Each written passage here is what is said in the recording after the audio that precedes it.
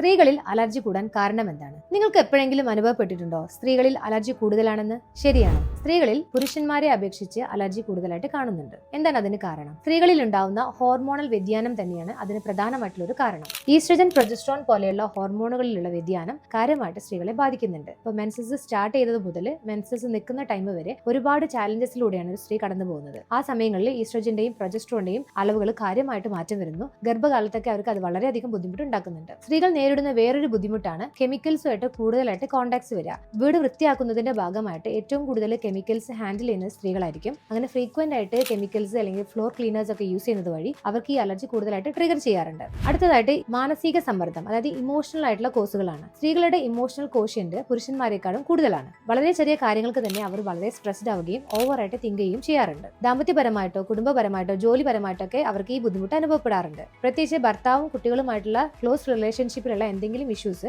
അവരെ മാനസികമായിട്ടും ശാരീരികമായിട്ടും തളർത്താറുണ്ട്. ഇതൊക്കെയാണ് ഇവരിൽ അലർജി കൂടാനുള്ള പ്രധാനമായിട്ടുള്ള കാരണങ്ങൾ. ഇതിന് നമ്മൾ ചെയ്യേണ്ടത് എന്താണ്? ആദ്യമായിട്ട് നമ്മൾ ശ്രദ്ധിക്കേണ്ടത് ഈ ഹോർമോണൽ ഇഷ്യൂസ് എന്തെങ്കിലും ഉണ്ടോ എന്നുള്ളത് പരിശോധിക്കുകയും അങ്ങനെ ഉണ്ടെങ്കിൽ അതിന് പ്രോപ്പർ ആയിട്ടുള്ള ട്രീറ്റ്മെന്റ് എടുക്കുകയും വേണം. പ്രത്യേകിച്ച് സ്ത്രീകളിൽ PCOD, ഓവറിയൻ സിസ്റ്റ്, അങ്ങനെ ഒരുപാട് കാര്യങ്ങൾ ഉണ്ടാവാറുണ്ട്. ഇതിനൊക്കെ പ്രോപ്പർ ആയിട്ട് ഡയഗ്നോസ് ചെയ്ത് ട്രീറ്റ്മെന്റ് ചെയ്താൽ അവർക്ക് അലർജി ഉണ്ടാവുന്നത് നമുക്ക് നല്ല രീതിയിൽ കൺട്രോൾ ചെയ്യാൻ പറ്റും. പിന്നെ ഫ്രീക്വന്റ് ആയിട്ട് കെമിക്കൽസ് അതുപോലെ തന്നെ ഫ്ലോർ ക്ലീനേഴ്സ് ഒക്കെ സ്ട്രോങ് ആയിട്ടുള്ള സ്മെല്ല് ഉള്ളത് ഉപയോഗിക്കുന്നത് കഴിയുന്നത് ഒഴിവാക്കുക. സ്മെല്ല് കുറഞ്ഞിട്ടുള്ള ക്ലീനിങ് പ്രോഡക്ട്സ് മാക്സിമം യൂസ് ചെയ്യുക.